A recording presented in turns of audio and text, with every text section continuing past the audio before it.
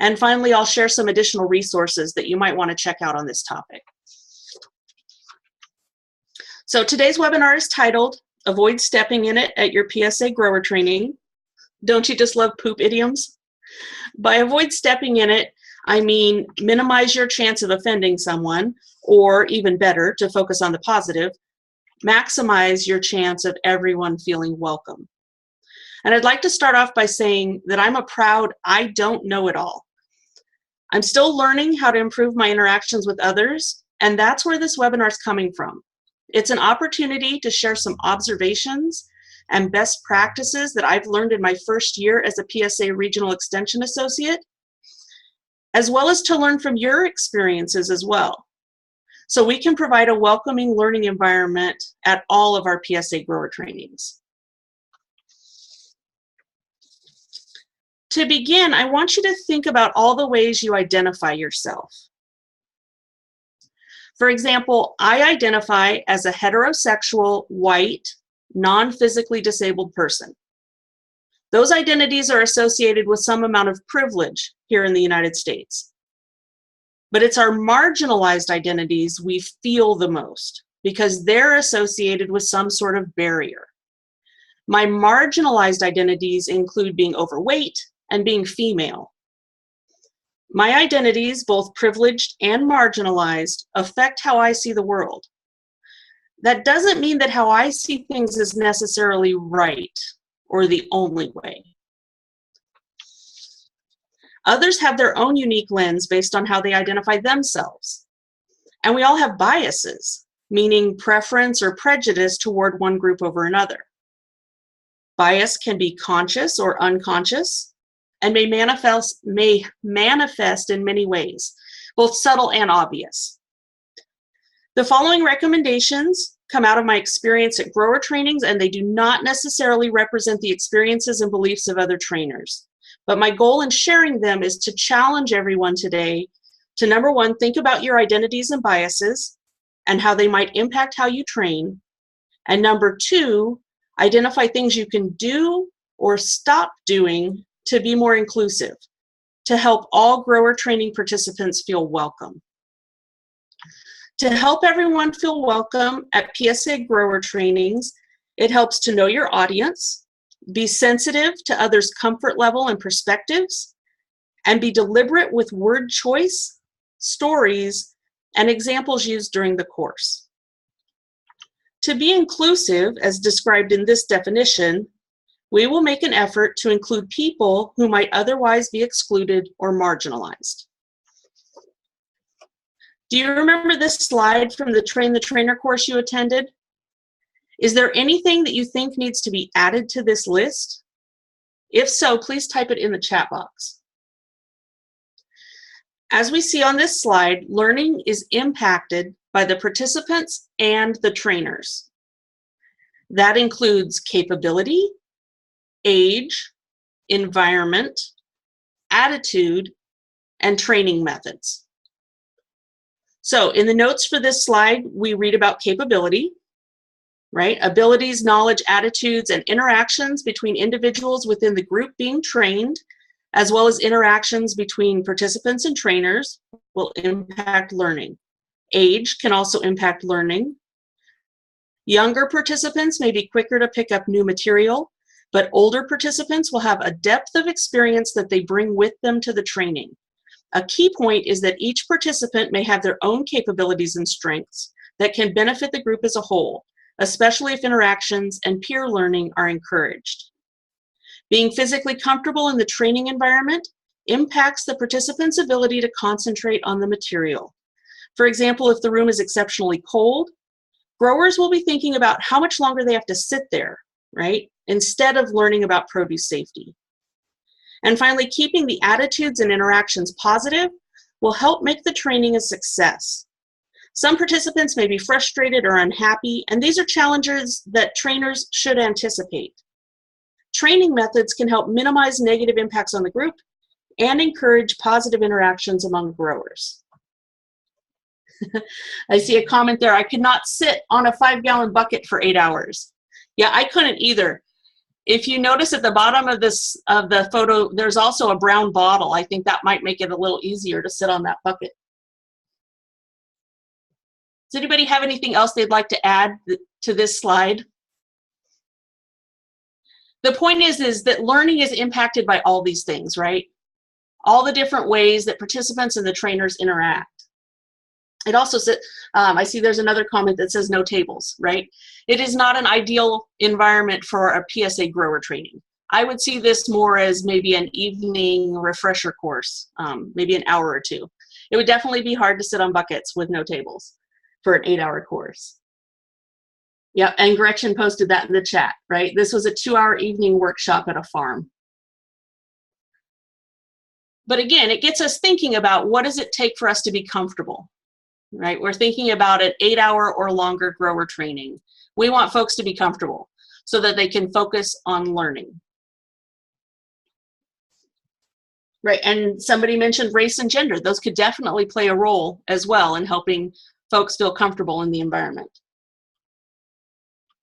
All right, so now moving on to my first example. We want to think about identity and bias. So quick, when I ask you to picture a grower, what comes to mind? Does he look something like this? Or did the grower you pictured look more like one of these photos? There's a great TED Talk called The Danger of a Single Story, and I've listed it on the additional resources slide. In it, the speaker says that the single story creates stereotypes. And the problem with stereotypes is not that they're untrue, but that they're incomplete. They make one story become the only story. We know that our growers are diverse genders, races, right? So we want to make sure that we are presenting that diversity in our grower trainings, in the examples that we're giving. We want to be very deliberate. So as an example, think about the importance of pronouns. Think about a story you tell in grower trainings to illustrate a point. When you tell this story, do you use pronouns? Or do you make an effort to use female pronouns or gender-neutral pronouns? Having a transgender brother, I'm sensitive to pronoun use, and I try to include a variety of gender examples when I teach. But some course participants are very sensitive to this issue. I remember my second Train the Trainer after joining the PSA team. We had a woman stand in the back of the room with her arms crossed, glaring at us for 2 days. When we read the evaluations, we learned that she was upset because we used too many male pronouns. I hadn't noticed that, but learning how strongly she felt about it has made me more sensitive in my subsequent trainings.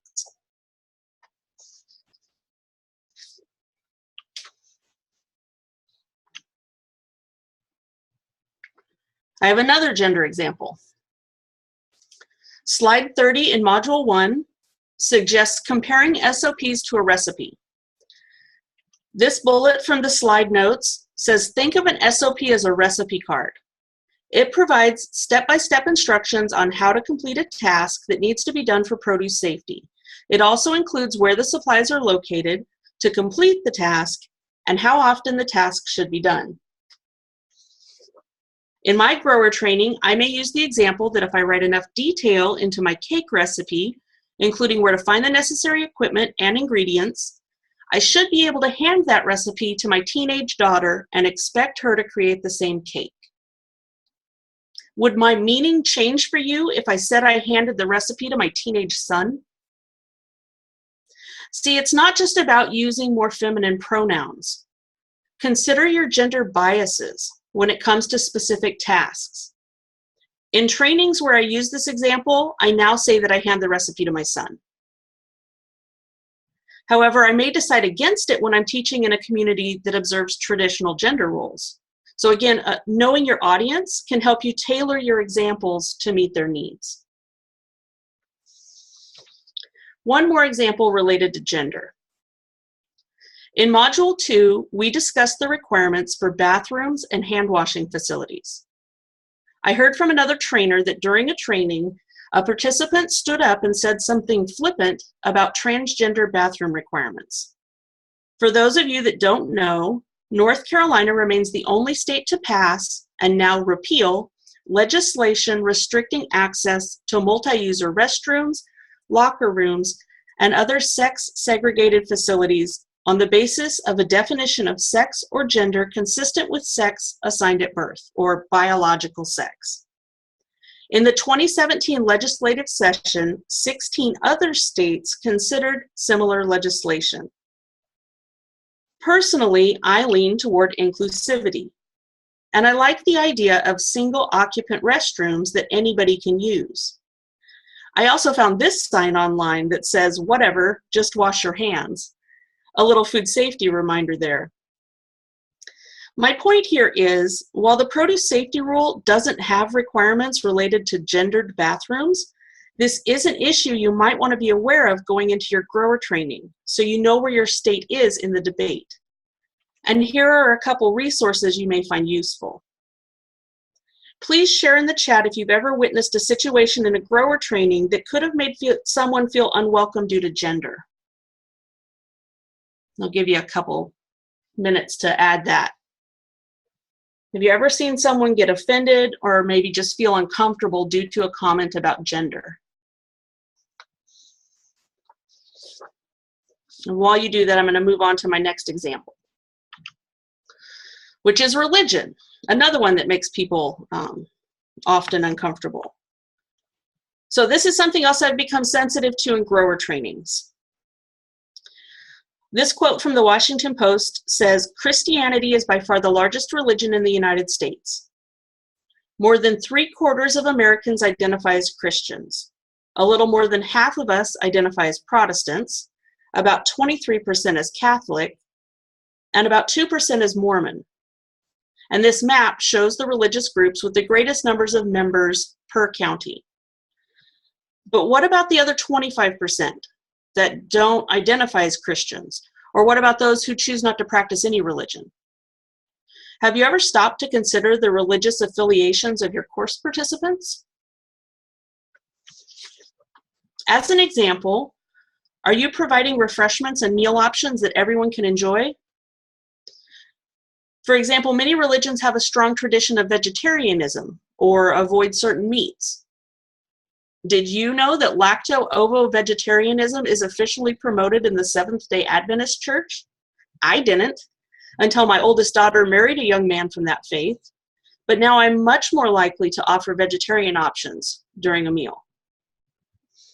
As another example, I'm a member of the Church of Jesus Christ of Latter-day Saints, otherwise known as Mormons.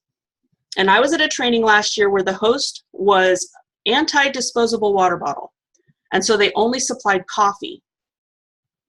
In case you're not aware, Mormons are taught not to drink coffee, tea, or alcohol. Oh, and the water fountain in the building was broken. So that made for a long day as a trainer.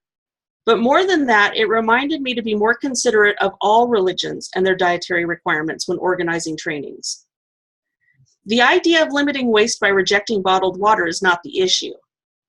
The issue is about not ensuring that alternatives were made available, right? If we want to be welcoming, we're going to be welcoming. In this case, it would have been more welcoming if we had supplied maybe a pitcher, cups, and ice so that participants and trainers could drink tap water throughout the day. So again, it's thinking about this bigger issue of a welcoming training environment. Yep, Annalisa posted a comment in the chat, and I'm going to get to that in just a little bit, so I'm going to let it go for now. Also related to religion, what if your grower training is being held in a county extension office where prayer before meals is the norm? Do you think that might make some participants uncomfortable? Consider using a moment of silence rather than an oral prayer to be more inclusive. Do you remember this slide from the Train the Trainer course you attended? The notes for this slide remind us that overuse of humor, disparaging content, and otherwise offensive material can result in negative outcomes. So along those lines, I recommend avoiding religious jokes. Even if you're a Catholic, poking fun at something you experienced growing up, you never know how that's going to be received by your audience. Well, I often hear, well, I didn't mean it that way. I attended a virtual conference last week, and in it, Dr. Ann Phibbs said something that really struck me. She said the impact is more important than the intent. If the joke or story could make someone uncomfortable, it's best not to use it during a training. Please share in the chat if you've ever witnessed a situation in a grower training that could have made someone feel unwelcome due to religion.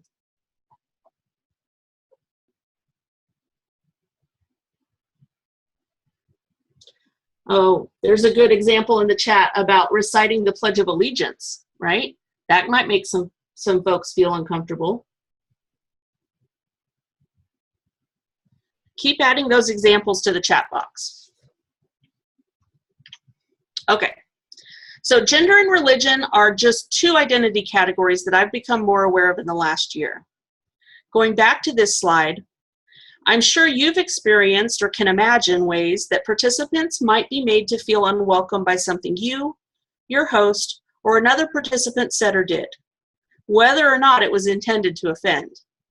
So continue to share those stories in the chat box, and we'll summarize them in the meeting notes. Okay, no matter how hard we try, sometimes poop happens. Consider this scenario. In a Train the Trainer course I presented at last fall, at the end of day 2, a participant stood up and told a bad joke. I don't remember the details, just that it could be offensive to many different people. What would you do in that situation? In the moment, I froze. I wasn't presenting at the time. Neither my co-trainer nor I laughed or encouraged the participant in any way. We just redirected the training back to task. But looking back a couple weeks later, I regretted that I hadn't spoken up or even documented the incident with details like what was said and who said it. Now that I've invested in professional development on the topic, I'm better prepared to deal with situations like this in the future. If I ever witness a similar incident in a PSA course, I will immediately address the person telling the joke to say that it's not okay.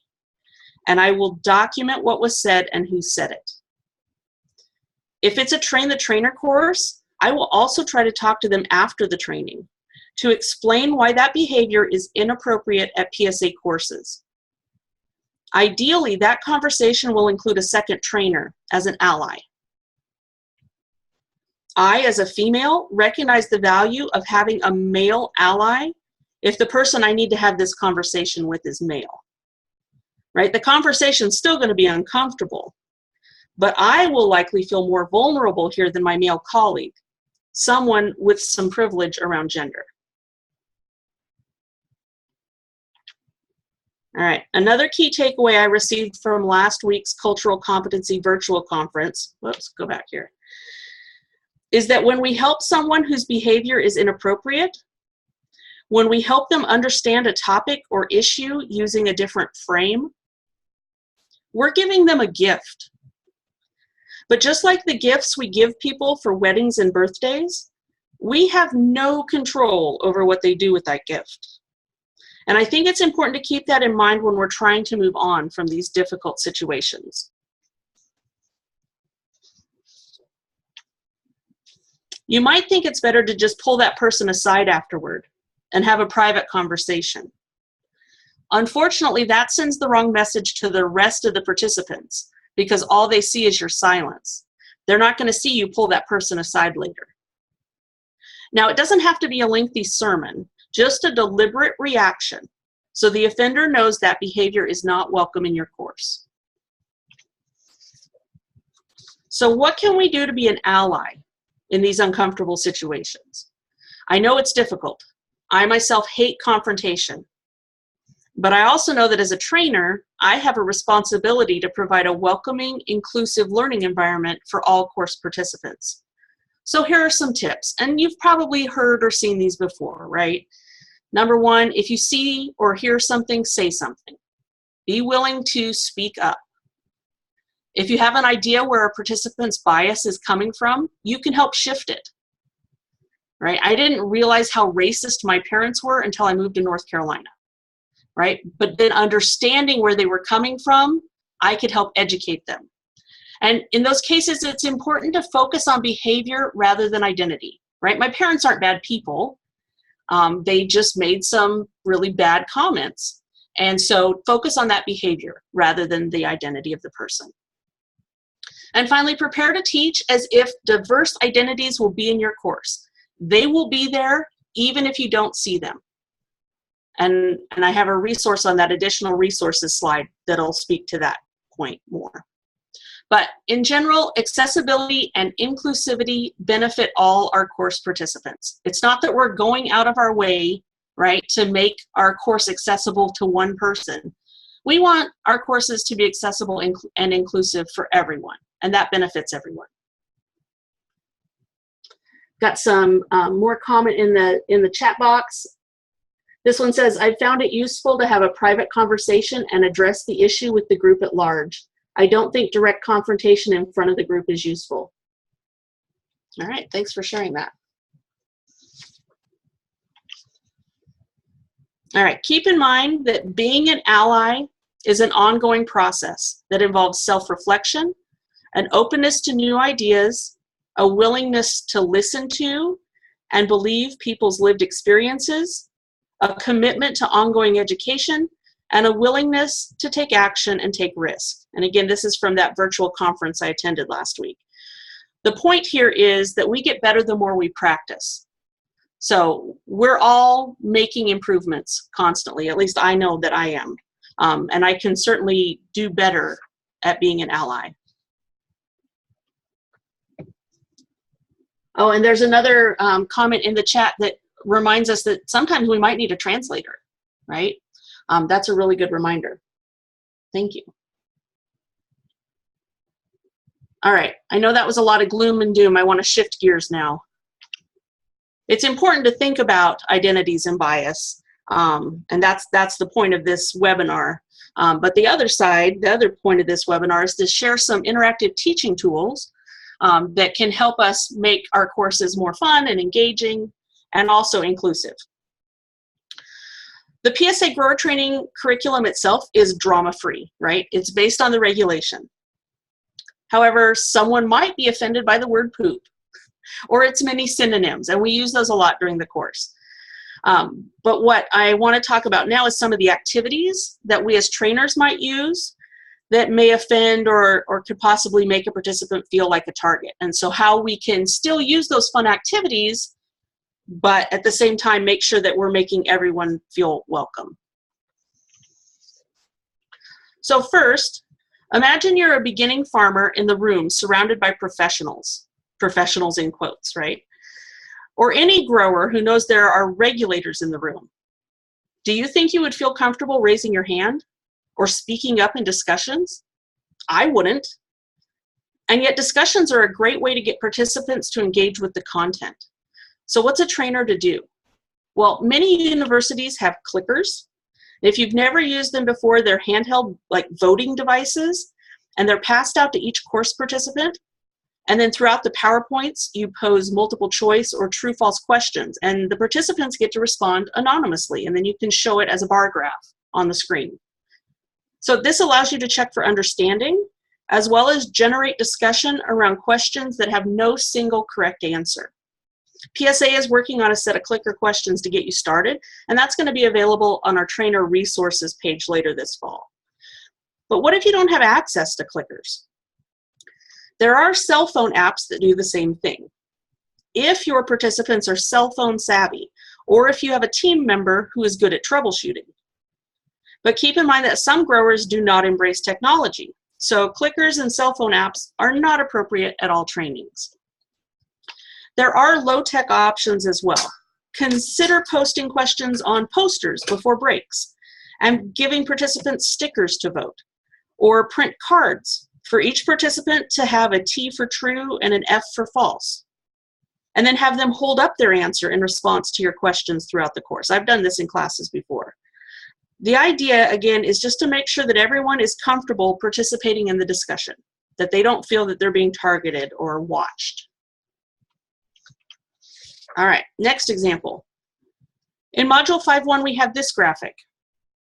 A fun activity, at least for me as a trainer, is one that I learned from Dr. Michelle Daniluk at the University of Florida, and that is to have all the participants stand up and tell them that they all represent total coliforms. This usually gets a few chuckles out of the group, right? And then choose a characteristic to divide them so that half get to sit down, leaving the fecal coliforms standing.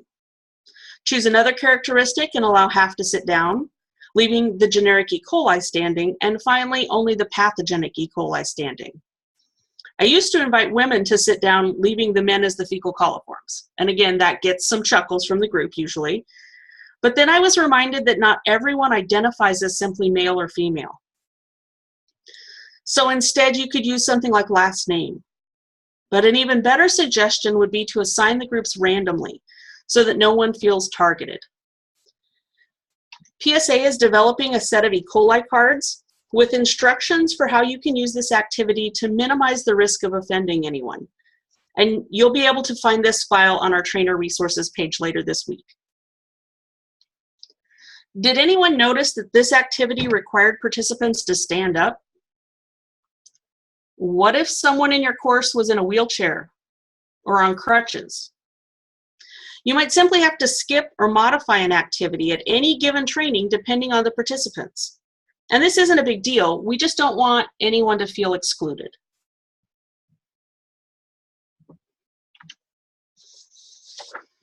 My next recommendation is to make participation in the interactive content optional. Don't shame someone for not wanting to participate. For example, GlowGerm is a great tool for demonstrating contamination and proper hand washing. But what if you have a germaphobe in your course? Or a chemical phobe?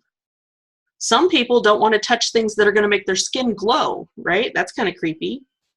So rather than dosing an object and then revealing to participants later that they're all contaminated, ask for volunteers.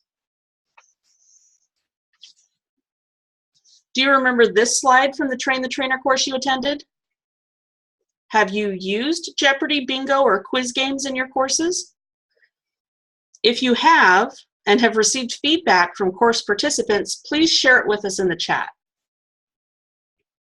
For example, I once received an evaluation comment to the effect that playing bingo distracted from the module content. I didn't consider that certain participants may get too caught up in the game. One of my PSA colleagues shared an example of a training where they were playing Jeopardy, and two of the participants got so into it that they nearly caused a fight. Think about what you would do in that situation. There's no way to predict if a game is going to get out of hand, but here are some tips. Explain the rules of the game. For example, not everyone knows how to play bingo. I didn't think of that either. And when you explain it, also share ground rules for respect and civility. Let participants know that their participation is optional. They don't have to play. If they just want to focus on the content, that's okay. Stress that the point of the game is learning, not winning, even if you have awesome prizes. And finally, be prepared to step in if the game is getting out of hand, and reiterate the rules and the goals. If people can't play nicely, you can ask them to discontinue play. All right, I see we've got some chat comments here.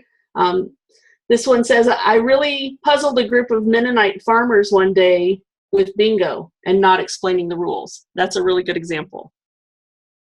And again, we should plan our courses assuming there's going to be diversity in the room. We need to explain bingo because you never know that someone there might not know the rules of bingo. All right, keep adding to the chat box. That was my last example for today. Your challenge should you choose to accept it, is to number one, think about your identities and biases and how they might impact your training. And number two, identify things you can do or stop doing to be more inclusive, to help all grower training participants feel welcome. I want to thank you for joining us today and contributing to the conversation. I see another comment here. It says, I had a grower grumble. I came to learn, not play games. So I don't do bingo anymore. I will do clickers as they don't have to play a game, but it's still fun. Yep, some people are not going to want to play the game, and that's okay. All right, so here are some additional resources that I used as I was getting ready for this presentation that I think might be useful to you if you're interested in this topic and want to explore it further. I mentioned this virtual conference that I attended last week. It was put on by the Military Families Learning Network through Extension, and all the recordings and handouts will be available on that website later this week. There are lots of TED Talks on this topic, and three that I recommend are Take the Other to Lunch. That's all about identifying someone different from us and getting to know them better, which is a great recommendation. We Need to Talk About an Injustice. That one's more focused on race. And then The Danger of a Single Story, which I mentioned toward the beginning about stereotypes and how dangerous it is to reduce a person or a group of people to that stereotype. A little background on that third link. Implicit bias refers to the attitudes or stereotypes that affect our understanding, actions, and decisions in an unconscious manner. Everyone has implicit biases, and by exposing them, we can learn to overcome them. For example, completing one of the implicit association tests suggested that I have an automatic preference of thin people over fat people. Again, that's probably because of how I was raised and that I've been overweight most of my life. Right? Another one revealed that I have a moderate automatic association of women with family and men with career. Right? So it doesn't make me a bad person, but acknowledging my biases can help me make sure they don't affect my trainings. And these are all really short tests. They're like 15 minutes long, really easy to do. They're sorting activities. And then you answer a few questions and it gives you some results. It's been pretty interesting to play around with. And then finally, that last bullet, the Invisible Disabilities Association. I'm providing you that one just to draw the attention to the fact that we can't always see disabilities that may impact our course participants. By being more aware of all kinds of disabilities, we can provide a welcoming learning environment for all our course participants. All right, that's all I had today. Just wrap up a few last details. You can continue to comment in the chat. Our next meeting is scheduled for October 29th at 2 p.m. We'll let you know about that topic as we get closer to the date. If you have any other ideas for discussion for topics for this educator call, please email Gretchen. I would like to, that was, go ahead. Thank you, Connie. That was a really good presentation. I very much enjoyed that. And we do have a few minutes. So I don't know if people do want to have any question and answer, if they want to put more stuff in the chat box. But I thought that was very good and highlighted a lot of interesting things. And I really appreciate people putting stuff in the chat box. Because there's a lot of interesting things in the chat box. So I would like to just hang on here for a little bit and see if anybody wants to ask a question or wants to talk about anything else. Yeah, we've got plenty of time. I must have talked really fast. This is Gretchen. Just wanted to mention that everyone has the ability to unmute themselves. So if you want to just share with us an example instead of using the chat box, feel free to just go ahead and unmute yourself. I do see a comment here from Nancy Flores. There are differences with audiences and their family units are not the same. I'm not sure I get that. Maybe I'm not reading it properly.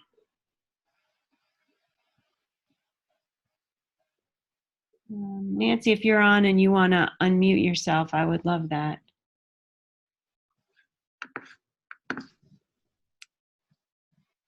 Oh, that's a good comment about having trainers with accents and how some participants may get testy, and you might have to call participants out on their bias. I Yeah. also should mention that anyone who's just dialed in, who's not joined in online, if you hit *6 on your phone, I believe you can unmute yourself. I've never tried it before, so I can't guarantee that will work, but that's what Zoom tells me, is if you hit *6, it'll unmute your line if you're only on the phone. Hey, this is Nancy. Can you hear me? Hey, Yes. Nancy, thank you. So it took me a little bit to figure out how to unmute myself. Some people want me to stay on mute for a while. What I was referring to is Gen X and millennials. They don't get the family unit stuff at all. I mean, they don't know what a grandparent is. They don't know what an aunt or uncle. So if you're trying to show something relationship-wise, it's really difficult to do in some younger audiences. That's really That's a great point. Yeah. So it's just a point. I do want to make another comment, though.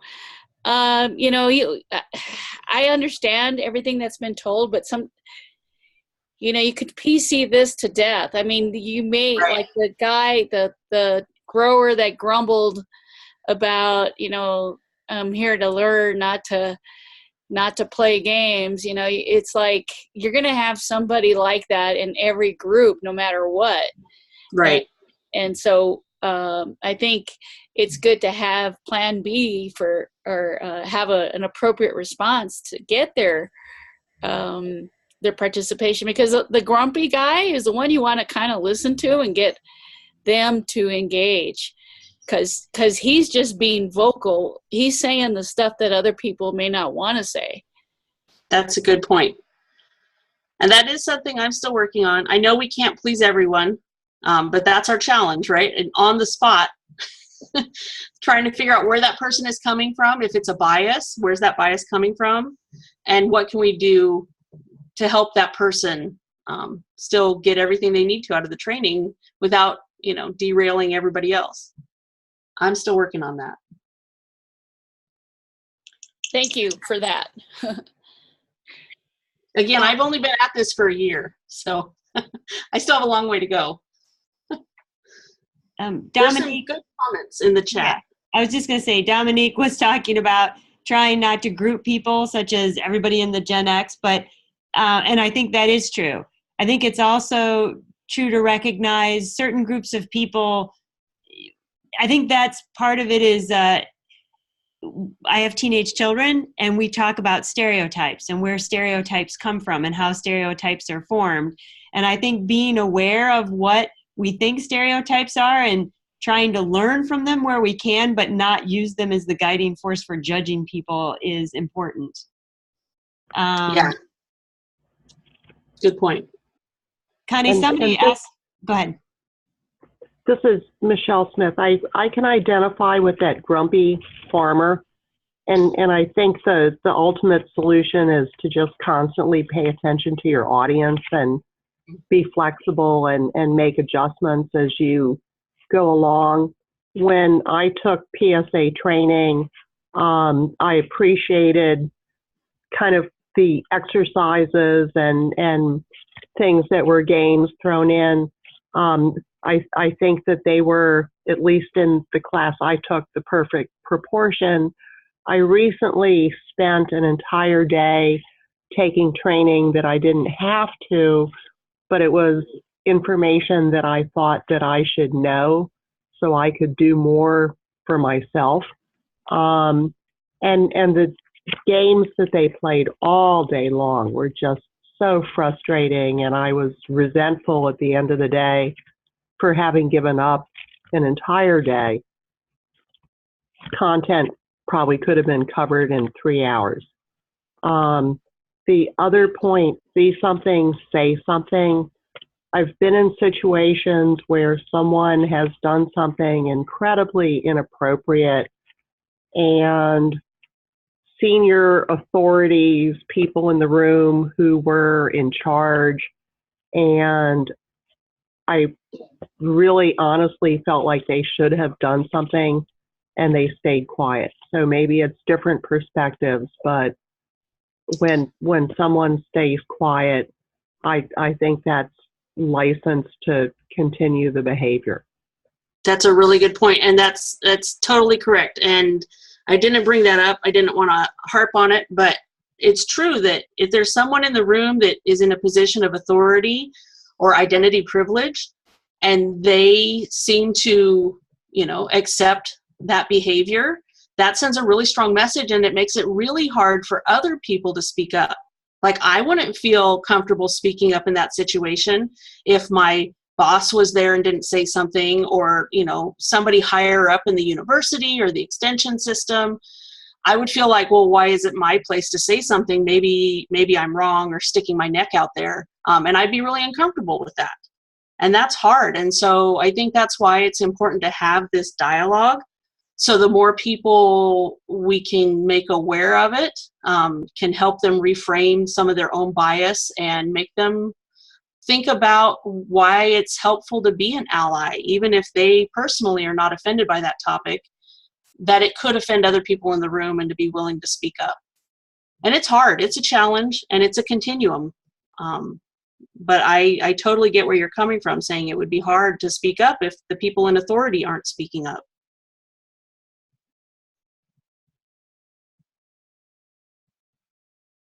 Just reading some more of the chat comments. Betsy, there's a comment here about women trainers at Amish trainings and the challenge of getting them to listen. Do you have any comments on that topic?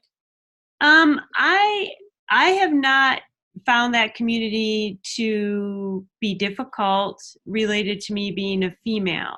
But it is true that in that community, it's unusual for women to be in a position of training other people.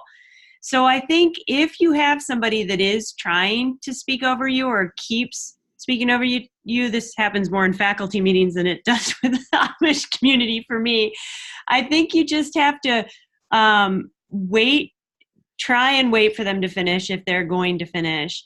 And then I think you do need to say, especially if you're the trainer, I appreciate your input, but there's material I need to cover and I want to get back on topic. And so I always like gentle first, but I will tell you that I have been in trainings where people are the people who keep interrupting and get more and more disrespectful. And at that point, I have put my foot down and said, this is fine. You have said enough. And people are here for a training. They're not here to complain about the training. And so sometimes you do have to put your foot down and calmly, I would say that the bias towards women is that we flip out, right? That's what people always say. So I think that you have to be aware of. And when you get to that point, most women who do this, they turn red, even if they're not shouting. I do see a color change. But you just have to say, nope, I'm the person doing the training, and people are here for a training that I advertised, and you really do need to be quiet now. So I like to go gentle at first, but if it doesn't work, you do have to step in and put your foot down, because that person is likely disrupting more people than just you. That's my advice. Great. And again, we're not grouping all Amish people into one bucket here, right? Oh, no. We do acknowledge that there are different communities, and some may have more respect for their trainers than others. But those are some great tips on how to deal with it. I will say the issue of gender bias for women training, you could find that anywhere, any community. Yes.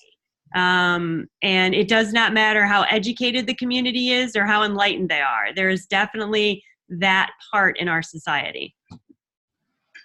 Yep.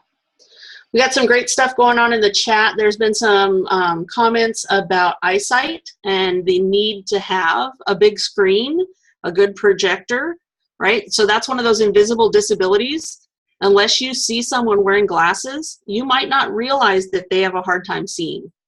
And so that's something to be sensitive about, making sure that you do have a big enough screen, big enough projection so that everybody can see it, that there are seats close to the screen, etc. Another example that was given is allowing people to identify their preferred pronouns at the beginning of a training. You could easily include that in your icebreaker, right? I could say, yeah, my name is Connie, she, her, and that will open it up for other people to follow that model and say what pronouns they prefer to be used. And then you'd know right off the bat. Again, that's probably going to be uncomfortable in some training situations more than others, and you'd have to kind of have a feel for who your audience is and whether they're going to be receptive to that or not. But certainly in some trainings, that would be appreciated. That would help everybody feel welcome. So thanks for sharing that.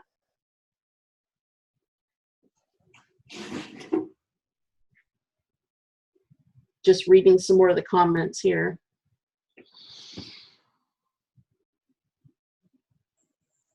Yeah, often as trainers, we miss what's going on. And a participant may bring it to our attention during a break or lunch or after the course. Again, that's a challenge. It's hard to address it if we don't know what's going on.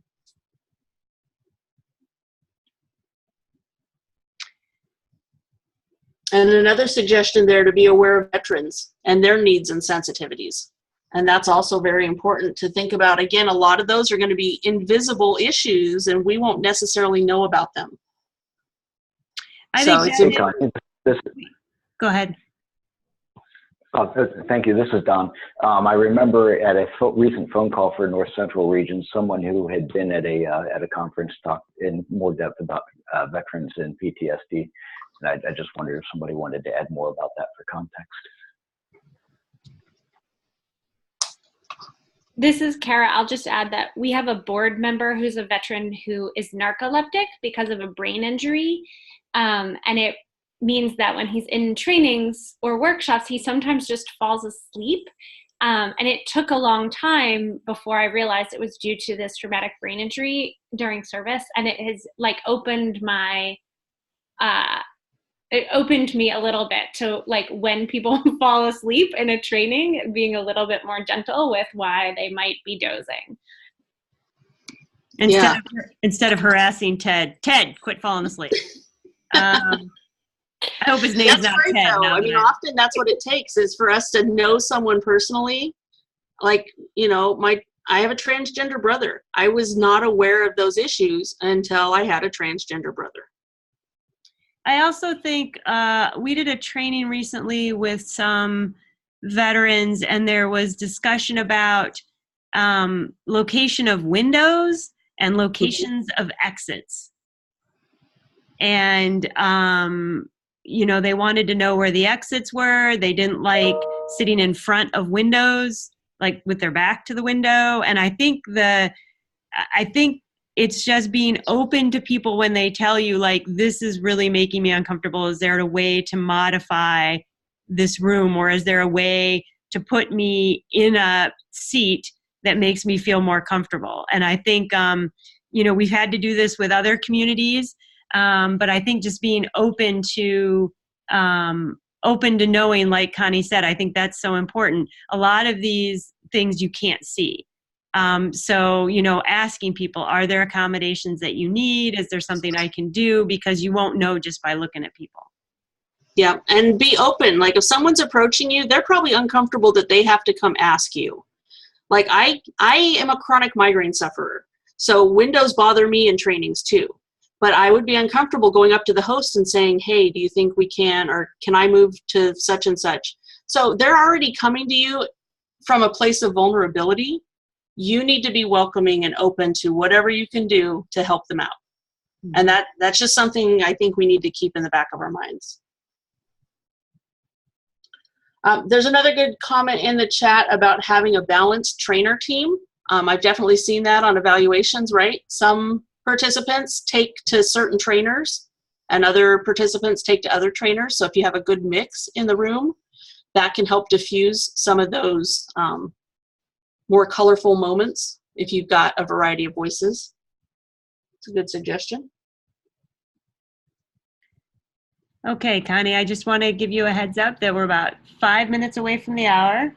Okay. I'm super glad we took this extra time. There have been some good Yes. discussions. Do you have anything you want to wrap it up with?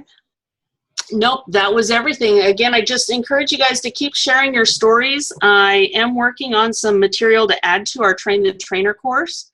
Again, I would have appreciated this kind of info when I started training, just because I was not aware of all of these issues. I grew up in a very small town in Central Oregon, so I have a limited perspective from that point of view. And so I think if we can share our stories and put together some sort of information, that would be beneficial to all our new trainers. So if you're not comfortable sharing in the chat or on the phone, please feel free to email me. I'm easy to find. In fact, you know, you're familiar with our entire team, right? You can find our contact information on the website. And if you think of other examples or stories that you're willing to share, I'll keep you completely anonymous. But I'd love to have that information so that we can put together some tools for new trainers. And that's all I had, Betsy. Okay. Thank you very much again, Connie. That was an excellent presentation. I hope everyone enjoyed it. Lastly, I would like to thank everyone for their time. We really appreciate you guys taking the time to be on these calls. And certainly today, all the participation was really, really valuable to certainly what I learned, and I'm sure to what others learned. As a reminder, we will send out information about the next one that's tentatively planned for the end of October on the 29th. If you do have suggestions, please let us know, preferably to Gretchen, but if you get it to any one of us, we'll for sure get it back to her. With that, thanks for your time and have a good afternoon. Thanks again, Connie. Great job, Connie. Take care. Thanks.